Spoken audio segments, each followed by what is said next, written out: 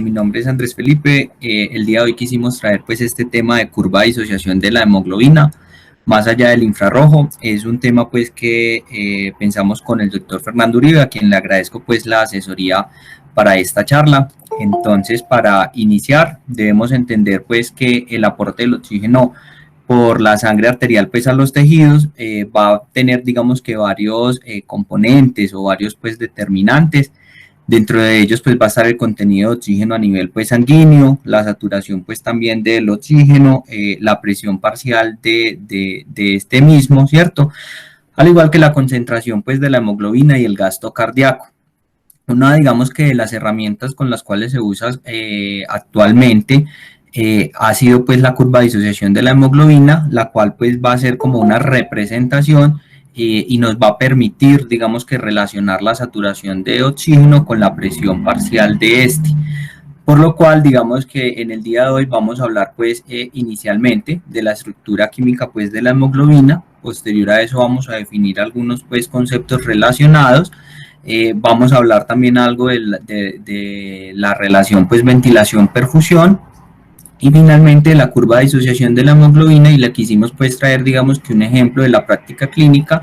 y más en lo referente a la situación actual pues que es el concepto de la happy hypoxemic. Entonces inicialmente pues vamos a empezar con la estructura química. La molécula pues de la hemoglobina va a ser una combinación pues de una proteína globina y de una parte pues no proteica que va a estar o va a ser lo correspondiente pues al grupo hemo, ¿cierto? La hemoglobina va a estar compuesta pues por 4 subunidades, 2 subunidades alfa y 2 subunidades beta, y a su vez esto va a contener pues un grupo hemo, ¿cierto? Cada subunidad va a tener un grupo hemo, el cual pues va a estar unido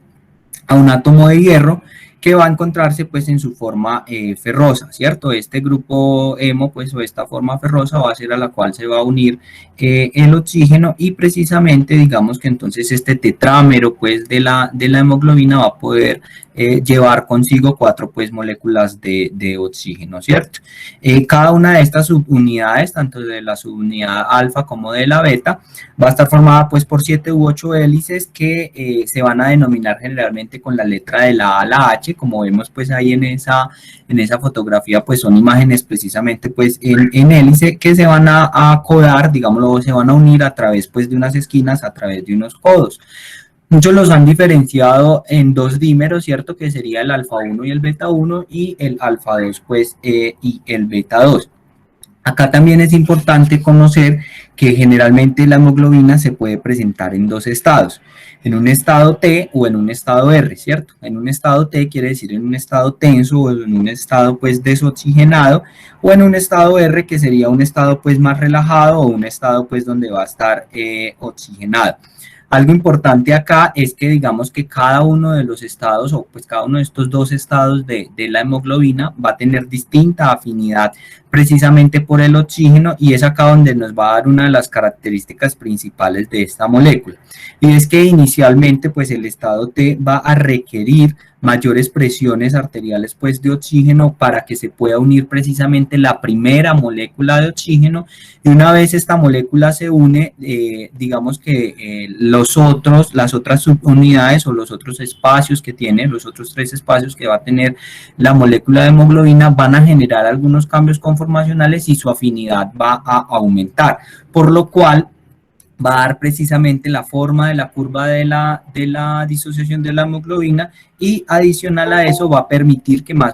que las moléculas faltantes, las 3 moléculas faltantes, se unan de una manera pues más rápida, ¿cierto? Y así se llegue precisamente al estado R. Tradicionalmente hay 2 teorías, y es que hay algunos que dicen que del estado T se puede saltar a un estado R, digamos que sin unos estados como de transición, y eso es un modelo que han llamado pues un MWC. Sin embargo, la evidencia actual lo que ha mostrado, y es que debido a la gran complejidad pues de la molécula, al parecer sí hay unos estados transicionales precisamente entre entre un estado tenso y un estado relajado, y esto precisamente en lo que nos va a expresar es la cooperatividad positiva que va a tener pues esta molécula como tal. Otro de los conceptos pues que vamos a hablar precisamente acá va a ser de la pulsioximetría, y es que la pulsioximetría principalmente, como todos conocemos, suele basarse en dos principios básicos. Un principio pues inicial va a ser el principio de la espectrofotometría, y este lo que va a relacionar es precisamente, digamos que el porcentaje de absorción o las diferencias de absorción que hay entre las distintas hemoglobinas, en este caso entre la carboxihemoglobina y la desoxihemoglobina, ¿cierto? Y la pletismografía lo que va a relacionar es el volumen, digámoslo así, los cambios en el volumen de sangre arterial, y cómo con la pulsación arterial, digamos que la absorción de dichos volúmenes van a ser muy distintas. Entonces, tradicionalmente, pues el pulsioxímetro va a enviar, digamos que dos longitudes de onda, una longitud roja y una longitud pues de infrarrojo. Al otro lado va a haber un fotodetector que dependiendo de varias características, como lo son, por ejemplo, digamos que la distancia pues del dedo, que eso pues no suele variar, digamos que en el mismo paciente, la concentración de sangre que nos va a absorber la luz, y finalmente la composición pues del absorbente, en este caso ya sea la carboxihemoglobina o la desoxihemoglobina. Precisamente el fotodetector va a detectar, valga la redundancia, el restante de las longitudes de ondas pues que no se llegan a absorber por los tejidos o por la sangre. Algo importante acá, y de las diferencias pues que le nombraba inicialmente, es que precisamente la carboxihemoglobina suele absorber más o suele estar más relacionada con las longitudes de onda cercanas al infrarrojo, que suelen ser, unas longitudes de onda pues, de aproximadamente 940 nanómetros. Aunque tradicionalmente el pulsioxímetro se ha usado aproximadamente pues desde los años 70, y se han visto beneficios respecto, digamos que es una herramienta muy asequible, es una herramienta que tradicionalmente pues contamos con ella, y se cuenta y se tiene, la ventaja de que no va a ser dolorosa para el paciente. Debemos entender algo acá, y es que el pulsioxímetro, digamos que va a tener cierta diferencia con lo que es la presión arterial, con lo que es la saturación arterial de oxígeno real. Y esta diferencia generalmente, digamos que la han relacionado o la han estimado en que pueda ser más o menos un 4%, ¿cierto? Considerando además de que cuando las saturaciones arteriales de oxígeno se disminuyen, según pues la mayoría de bibliografía, por debajo del 80%, dicha discrepancia entre los valores de la pulsioximetría y de la saturación arterial de oxígeno pueden ir aumentando. Incluso en los pacientes neumópatas, los pacientes que tienen mayores cantidades de carboxihemoglobina, los pacientes pues fumadores, dicha diferencia se va a ir, se puede incrementar aún más, y puede dar un factor de confusión pues peor. En esta gráfica o en este diagrama de dispersión, como podemos observar, en este eje pues tenemos la pulsioximetría, y en este la saturación arterial de oxígeno. Cuando estas saturaciones están generalmente por encima de 80, digamos que la discrepancia no es tan notoria, pero cuando cae por debajo de este valor, y sobre todo de 60, pues las diferencias entre uno u otro valor sí van a ir aumentando, y esto pues como ya les dije inicialmente, sí se debe tener en cuenta. Algo que se habla mucho después de la saturación como tal de oxígeno y del porcentaje de la oxihemoglobina, y tradicionalmente se puede llegar en ocasiones a confundir estos dos términos, pero debemos, digamos que diferenciarlo a grosso modo en que la saturación de oxígeno va a ser precisamente como una relación entre el contenido de oxígeno y la capacidad, digamos, máxima de unión del mismo, y el porcentaje de la oxihemoglobina, si observamos muy bien la fórmula, va a ser, digamos que la cantidad precisamente de oxihemoglobina que se tiene respecto al completo de las hemoglobinas. Entonces, pues acá está la oxihemoglobina, y va a ser del total tanto de la oxi, de la carboxihemoglobina, de la metahemoglobina, y debemos hacer esta diferenciación. Otro de los contenidos va a ser pues precisamente el contenido arterial de oxígeno, y este va a depender de varios factores. El contenido arterial de oxígeno suele expresarse, como lo mostramos acá, ¿cierto?, en mililitros de oxígeno por cada 100 mililitros de sangre, y va a tener factores relacionados precisamente como la hemoglobina, va a tener factores relacionados como la fracción de la saturación, la presión arterial de oxígeno, y estos otros dos valores pues ya establecidos, como lo es este 1.36 mililitros de oxígeno por cada gramo de hemoglobina, que es la capacidad precisamente de 1 gramo de hemoglobina de cuánto peso oxígeno logra transportar, y este 0.003 mililitros de oxígeno sobre cada milímetro de mercurio por cada 100 mililitros de sangre, que es el coeficiente de solubilidad pues de oxígeno, perdón, en la sangre. Algo importante, el valor normal pues tradicional del contenido arterial de oxígeno suele estar cercano a los 20 mililitros de oxígeno sobre cada 100 mililitros de sangre. Y esta gráfica es importante porque nos va a mostrar la importancia precisamente de la hemoglobina. Entonces acá nos va a relacionar el contenido arterial de oxígeno con la presión arterial de oxígeno, y cómo, digamos que a distintos valores de la hemoglobina, el contenido arterial va a ser el más afectado, ¿cierto? Entonces, por ejemplo, acá, aunque la presión arterial de oxígeno,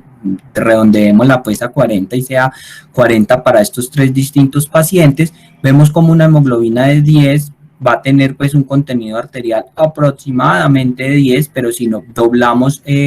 dicho valor, el valor pues del contenido arterial también va a estar aumentado, ¿cierto? Y esto es importante porque pues este contenido arterial de oxígeno va a afectar, digamos que otros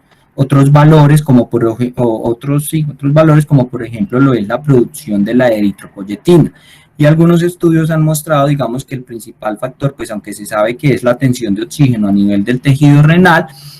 también se ha visto que el contenido arterial de oxígeno va a precisamente, digamos, que a marcar la parada, pues a marcar, digamos, o a demarcar, perdón, cuánto de eritropoyetina se produce. Entonces los estudios han mostrado que cuando se reduce el contenido arterial de oxígeno, independientemente de la presión arterial de oxígeno, la producción de la eritropoyetina se va a ver afectada y se va a ver aumentada en respuesta pues precisamente a esta disminución del contenido arterial. Como les dije inicialmente, quisimos traer también algo de la relación ventilación-perfusión. Este concepto, pues digamos que, aunque tradicionalmente lo hemos escuchado en muchas ocasiones, no es tan fácil de entender, por lo cual se han creado como distintos diagramas y distintas formas pues de interpretación, y una de ellas es este modelo pues de bloques que encontramos, donde muestra pues precisamente, digamos que la perfecta combinación entre la ventilación y la perfusión, y cómo un desplazamiento de una u otra hacia alguno de los dos lados pues puede dar una alteración, ya sea a nivel del espacio muerto o a nivel pues de la creación de Schunn, entendiendo que inicialmente este espacio muerto, pues tradicionalmente podemos tener un espacio muerto fisiológico compuesto tanto por un espacio muerto anatómico como un espacio muerto alveolar, y un Schunn que también puede ser fisiológico y va a estar pues subdividido. Esta imagen pues autoría del doctor Fernando Uribe, como podemos observar, nos va a permitir, digamos que aclarar muchos de los conceptos, y es que tradicionalmente o pues en muchas ocasiones se ha malinterpretado el término mismatch o el término desacople, y se ha, digamos que pensado que suele ser igual a Schunn o a ventilación pues de espacio muerto, y no suele ser así. Como vemos en esta imagen, sí vamos a obtener algunas zonas, por ejemplo, donde la perfusión, digamos que esté conservada con menores niveles de ventilación, u otras zonas donde la ventilación esté, digamos que conservada o aumentada respecto a la perfusión. Todo este componente, digamos, lo que está pues acá enmarcado, precisamente lo que nos va a delimitar va a ser ese desacople ventilación-perfusión, pero ya en los extremos como tal que se presente, ya sea pues en el extremo de Schunn, donde hayan zonas que completamente estén perfundidas, pero esté por ausente la ventilación, o en zonas de ventilación de espacio muerto, donde podamos ver que hay zonas pues francamente ventiladas, pero que no estén perfundidas. Esta imagen también nos va a ayudar a entender cómo en los casos, por ejemplo, de hipoxemias relacionadas con alteraciones en la ventilación perfusión o con sí, con ese mismatch en la ventilación perfusión, sí van a mejorar con el aporte mayor de oxígeno, a diferencia de alteraciones tipo Shunt, donde no va a haber una respuesta pues a mayores fracciones inspiradas de oxígeno. Y esto lo podemos entender gráficamente porque si vemos, digamos que a pesar de que yo aumente la presión inspirada de oxígeno o aumente también pues la fracción inspirada de oxígeno, van a haber estas zonas donde esté ausente completamente, digamos que estos capilares o estos vasos pues arteriales no van a entrar en contacto con ninguna unidad alveolar funcional. Entonces así yo aumente las presiones inspiradas de oxígenos, estos no van a, pues, digamos que a responder de una manera adecuada y la hipoxemia no mejoraría, ¿cierto? Y uno podría suponer entonces que estas otras zonas que quedaron, donde yo voy a aumentar precisamente la ventilación, pues la perfusión que le llegue a estas, digamos que van a contrarrestar la ausencia de ventilación en esta zona de Shunt. Pero recordemos entonces que la hemoglobina va a tener, digamos que un nivel de saturación, ¿cierto? Y entonces, pues a pesar de que yo aumente las presiones inspiradas de oxígeno, a pesar de que yo aumente las fracciones de oxígeno, esa sangre va a llegar a un punto donde ya la hemoglobina va a estar pues llenita en sus 4 puntos y ya no va a transportarme más, por lo cual no va a contrarrestar este shunt que esté presentando como tal este paciente. Esto también nos va a ayudar a entender un poco el concepto pues del gradiente alveolo-arterial de oxígeno o esta pues diferencia al alveolo-arterial pues de oxígeno, que va a ser la medida o la diferencia de oxígeno tanto a nivel alveolar como a nivel de la sangre pues arterial, ¿cierto? Debemos de considerar que este gradiente alveolo-arterial de oxígeno va a variar con la edad y no es lo mismo hablar de un gradiente alveolo-arterial de oxígeno de 15 en un paciente adulto o en un paciente joven, ¿cierto? Y para lo cual, digamos que una fórmula que ha mostrado digamos que el gradiente alveolo-arterial de oxígeno que podemos esperar, acorde a la edad es esta. Entonces la edad dividido 4 más 4 más 50 multiplicado por la diferencia entre la FiO2 del paciente menos 0.21, ¿cierto? Tradicionalmente los modelos de ventilación perfusión, pues adicional al que ya les mostraba anteriormente, que era el de las cajas, pues ha sido este modelo, digamos que de estas ondas, y como podemos observar en este caso, digamos que la onda de la ventilación, que sería, digamos que esta de acá, la de los punticos, pues, no rellenos, va a estar, digamos que, con un buen acople con la perfusión y se va a mantener una relación cercana a 1. Sin embargo, este es el caso, por ejemplo, de un paciente asmático, donde podemos observar que van a haber algunas zonas que sí estén perfundidas, pero donde la ventilación está más baja, ¿cierto? A diferencia de otras zonas donde esta relación o este acople ventilación-perfusión sí se esté conservando. Como podemos observar acá, si bien la relación ventilación-perfusión está disminuida, o sea, acá estamos hablando de un desacople o de un mismatch, esto no quiere llegar a 0, o sea, no vamos a llegar al punto de Shunt en estos pacientes. Entonces, este concepto, pues, o esta variabilidad de las distintas zonas de ventilación-perfusión es claro, pues, de entenderlo, ¿cierto? Por lo cual, digamos que quisimos traer tanto esta imagen, pues, de onda, como, perdón, me regreso, como esta imagen, pues, del mismatch y del desacople, que podemos ver algunas zonas o algunas diferencias, ya sea en el aporte sanguíneo o en el aporte, pues, ventilatorio. Esta imagen, ¿cierto? Vemos acá pues que está de distinto color y esto pues lo que nos quiere representar acá es precisamente la membrana pues alveolocapilar, que si bien su papel no es el más importante, sí pues tiene también participación en este concepto o en esta relación de ventilación-perfusión. Y hablando del concepto de ventilación-perfusión, tradicionalmente, digamos que lo que se ha aprendido ha sido acerca del modelo gravitacional o el modelo con estas famosas zonas de West, ¿cierto? Tradicionalmente pues hemos entendido que la zona 1, la zona 2 y la zona 3, dependiendo y relacionando precisamente la presión pues pues, de los capilares, con el colapso que le puede generar las presiones alveolares, y este modelo se ha basado principalmente en unos gradientes verticales de presión pleural. Y es que recordemos que a nivel pues del ápice se ha dicho que respecto a la base van a tener diferencias en sus gradientes pues de presión, y la presión transpulmonar, perdón, a nivel de la base va a ser pues mucho menor si la comparamos con la presión transpulmonar a nivel de los ápices pulmonares. Incluso pues es digamos que más baja pues o sea, de las más bajas pues de la subatmosférica. Pero actualmente lo que se sabe es que la gravedad solo suele representar el 25% de la heterogeneidad pues, de los pacientes cuando estos se encuentran sobre todo pues, en la posición vertical. Entonces eso nos lleva como a preguntarnos, si bien este modelo solo explica el 25% pues, de esta heterogeneidad, ¿qué pasaría entonces en caso donde los pacientes los llevemos pues a una gravedad cero? ¿Será que este 75% restante, quién lo podría explicar y cómo puede, digamos, que entenderse este concepto? La literatura actual y pues los estudios actuales con las técnicas pues actualmente con xenón y las técnicas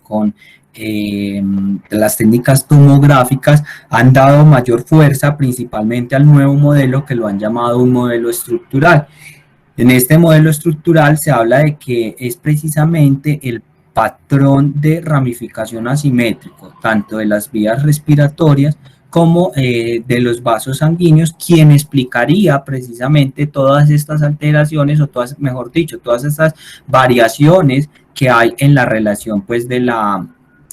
ventilación pulmonar. Lo que se ha encontrado es que la mayor variabilidad, ¿cierto?, se ha encontrado en las regiones centrales a nivel pulmonar, e incluso ha llamado la atención de que las diferencias en la relación de la ventilación-perfusión se ha dado también en los cambios en la posición de decúbito lateral. Entonces, los pacientes, pues la literatura reporta que los pacientes que se colocan en decúbito lateral izquierdo versus los pacientes que se colocan en un decúbito lateral derecho, ese pulmón que queda dependiente en el decúbito lateral izquierdo tiene mayores alteraciones o mayores asimetrías en su relación ventilación pulmonar frente a los pacientes, digamos que frente al pulmón derecho, cuando este queda en declive en la posición precisamente de decúbito lateral derecho. Ellos explicarían esto precisamente, digamos que cuando se recuesta el paciente sobre el lado izquierdo, perdón, el peso del corazón y el peso también pues del mediastino va a hacer que aumenten las resistencias vasculares y las resistencias pues de las vías aéreas, y por ende ese desacople ventilación-perfusión va a ser mucho mayor que si se comparan con el decúbito lateral derecho. Entonces acá es importante pues recordar que la forma y la estructura pues de la vía aérea y de la estructura vascular también pues del pulmón van a tener distintos números de ramificaciones, y que a nivel pues de la vía aérea las ramificaciones van a ser aproximadamente 23, mientras que en el sistema pues vascular las ramificaciones van a ser mucho mayores, y van a ser pues pueden llegar incluso, perdón, a 28 ramificaciones. Esta cita pues que tengo acá y que se envió durante la bibliografía pues adjunta, ellos digamos que dicen que actualmente, pues como les dije, solo se explica el modelo gravitacional en un 25%, y dicen que el modelo estructural es actualmente el modelo más fuerte, y que a no ser que se surja en años posteriores un nuevo modelo que pueda explicar esta gran variación en la ventilación-perfusión, lo que debemos tener en cuenta es precisamente este modelo estructural. Y la mayor discrepancia, digamos que ellos tienen, o la principal herramienta para refutar precisamente el modelo gravitacional, fue como la metodología con que se hizo los estudios iniciales de Weiss, y con que Weiss dijo pues que la gravedad era como el factor wow pues acá para para esa alteración, ventilación, perfusión. Y es que los estudios iniciales solo cuantificaron la perfusión en los distintos planos verticales, por lo cual sí se pudo explicar pues dicha discrepancia y dicha alteración pues observada. Entonces, habiendo entendido esto, vamos a entrarnos pues en el tema como tal de la curva de la disociación de la hemoglobina, y como les dije inicialmente, es precisamente esta forma, ¿cierto? Esta forma sigmoides de la curva que va a estar dada por ese grado de cooperatividad de la hemoglobina. Como les dije, pues en esa transición de la hemoglobina T hacia la hemoglobina R, esos cambios conformacionales y ese grado de afinidad por el oxígeno va a ser variable, y esto nos va a llevar precisamente a esta forma pues típica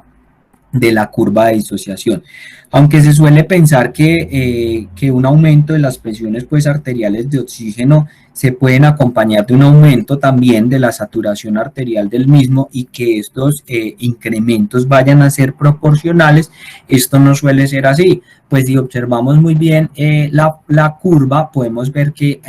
cuando la saturación está generalmente por encima de 90, los cambios, así sean grandes cambios en las presiones arteriales de oxígeno, no suelen impactar mucho en este grado de saturación, diferente a lo que ellos o lo que tradicionalmente se ha conocido como la pendiente resbaladiza, perdón, sí, como la pendiente resbaladiza, que es a este nivel, y que son cambios mayores en la saturación cuando precisamente la presión arterial de oxígeno pues cambios mayores, sí, en la saturación cuando la presión arterial de oxígeno va a estar pues mayormente alterada.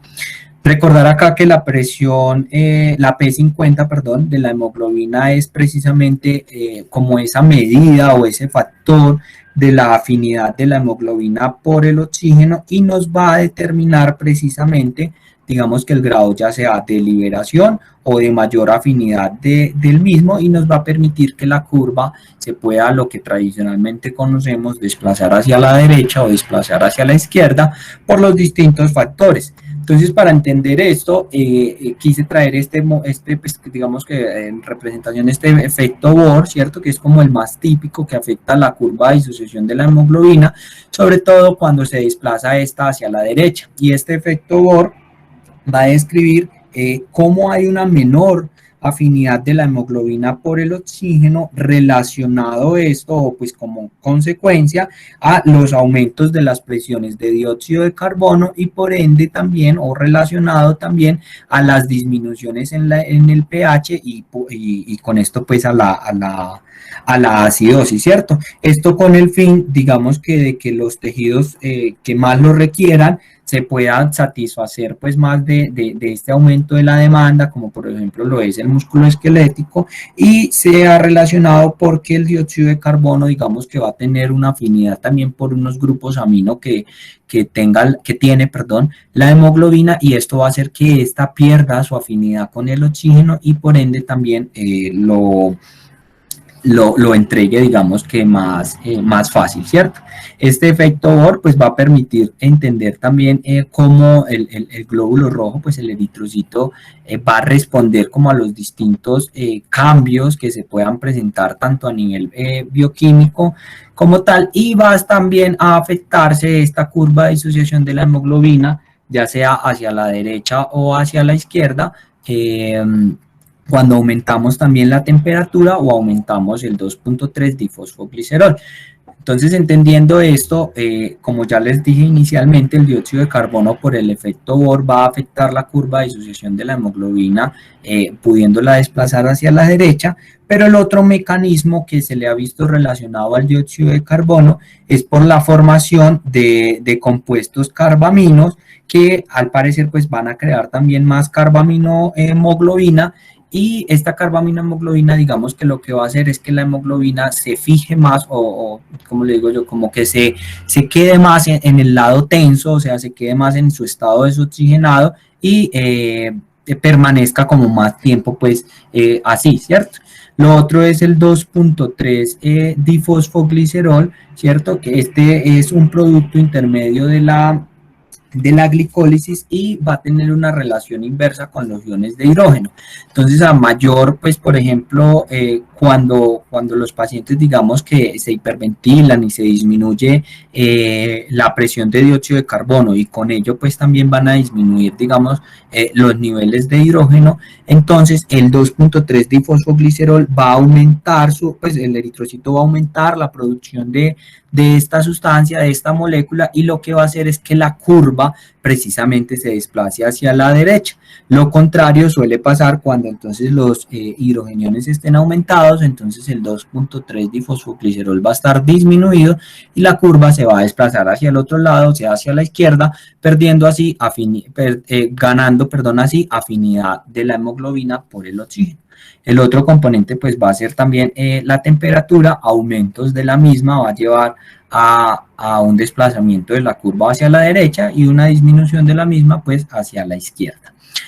Tradicionalmente, pues hemos entendido ese concepto de la curva de disociación de la hemoglobina respecto que si hacia la izquierda o hacia la derecha y los distintos factores que la pueden afectar, pero quisimos traer este concepto de happy hypoxemia, aunque el concepto como tal es nuevo en el sentido del adjetivo, pues del prefijo, happy, es un concepto que ya se tenía antes y era de hipoxemia silente. Este pues concepto de happy hypoxemia es un concepto pues que ha venido en boom por la pandemia que actualmente estamos viviendo, ¿cierto? La del COVID-19, y digamos que lo que en general va a mostrar es una discrepancia entre el estado clínico del paciente y los valores pues que se observan en él en las oximetrías y en los valores pues sobre todo de las hipoxemias que estos pacientes presentan. Para entender esto debemos iniciar pues recordando, ¿cierto?, que el centro respiratorio va a tener como un feedback, ¿cierto?, químico entre los receptores periféricos y centrales, pero a su vez también va a estar relacionado con mecanorreceptores a nivel tanto muscular como a nivel pues pulmonar, ¿cierto? Eso pues también contando con los receptores que se encuentran a nivel pues de la corteza cerebral. Debemos entender acá entonces que el principal, digamos que componente que va a mediar la respuesta del centro respiratorio, y aunque pues se pueda tener un concepto errado, no va a ser la hipoxemia, sino que van a ser precisamente los cambios en la presión parcial de dióxido de carbono, y esto es, digamos, que como quien va a mandar pues la parada a la final en el centro respiratorio y en los distintos quimiorreceptores, sobre todo de origen central. Y entonces debemos recordar que la hipoxemia como tal no va a generar per se una sensación de disnea en estos pacientes, ¿cierto? A diferencia pues de, por ejemplo, un aumento de la presión de dióxido de carbono, sino que la hipoxemia en ocasiones se le ha visto relacionada es con un aumento pues del volumen minuto, ¿cierto? Entonces precisamente quisimos traer esta gráfica también donde se muestra la relación de cómo el volumen minuto solo se aumenta cuando las presiones alveolares de oxígeno van a disminuir generalmente por debajo de 60 o debajo de 50 pues, milímetros de mercurio. Pero otros cambios, incluso grandes, pues, otros cambios pues, en las presiones arteriales de oxígeno alveolares no van a generar mayores cambios, no van a generar esa sensación de disconfort en el paciente, por lo cual no se va a ver manifestado. Como les dije inicialmente, puede que se aumente pues el volumen minuto, y si recordamos que se aumenta pues este volumen minuto, pues va a disminuir precisamente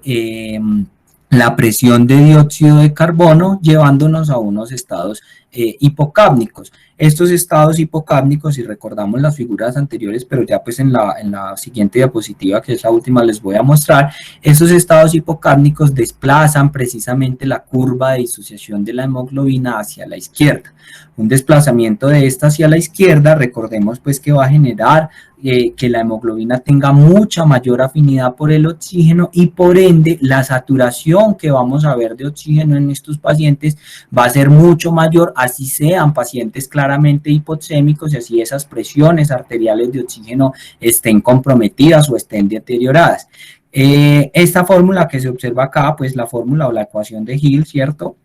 es la fórmula pues determinante para la curva de disociación de la hemoglobina. Y en esta última diapositiva, como podemos observar desde el punto de vista clínico, quisimos hacer la comparación tanto matemática como con la comparación gráfica de estos pacientes. Y si por ejemplo ponemos el caso de un paciente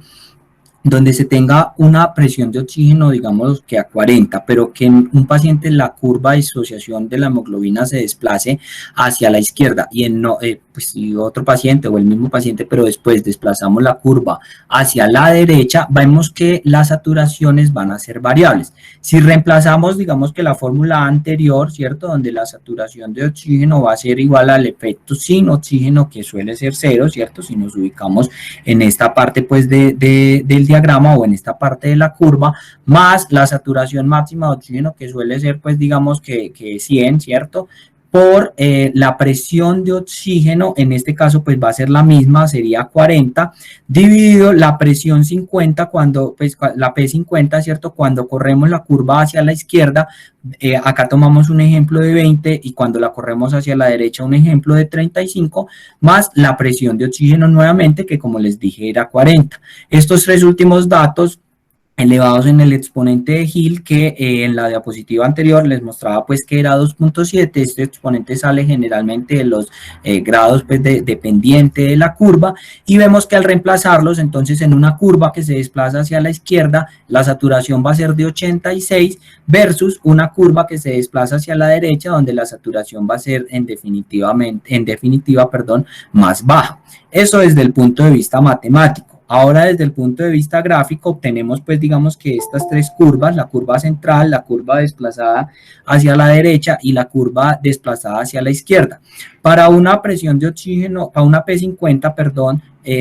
para una presión disminuida, ¿cierto? Podemos trazar esta línea y si hacemos un seguimiento de las distintas curvas, observamos cómo en un paciente que la curva se desplace hacia la derecha, pues va a tener menores saturaciones, ¿cierto? Y un paciente, digamos que si lo comparamos con la curva central, pues la saturación va a ser mayor, pero sorprendentemente cuando el paciente hiperventila, cuando el paciente está hipocápnico por las distintas alteraciones que pueda dar la patología actual, o por ejemplo en los pacientes que van, digamos que a escalar pues grandes alturas, ¿cierto? Como el Everest, pues otras alturas pues así altas, perdón la redundancia, pues vemos que en estos pacientes la saturación va a ser mucho mayor, así tengamos comprometida la hipoxemia en estos pacientes. Entonces, como podemos observar, pues el gran mensaje acá es que a pesar de que tradicionalmente pues nos hemos basado mucho en la saturación pues de oxígeno, este valor debe ser visto digamos que con detalle, con lupa y pues adicionalmente en el contexto y en el estado de cada paciente, porque pues no es lo mismo, ¿cierto? Una saturación, digamos que quedemos con una impresión o con una falsa sensación de alivio al ver un paciente que esté posiblemente saturando normal, pero que por una u otra condición el paciente tenga desplazada su curva hacia la izquierda y esto haga que falsamente pues su saturación se conserve aún estando con unos niveles pues de presiones arteriales y alveolares de oxígeno muy comprometidas y en estados pues de una hipoxemia que incluso puede llegar a ser severa. Entonces ese era pues como el mensaje que queríamos traer el día de hoy. Y muchas gracias por la atención.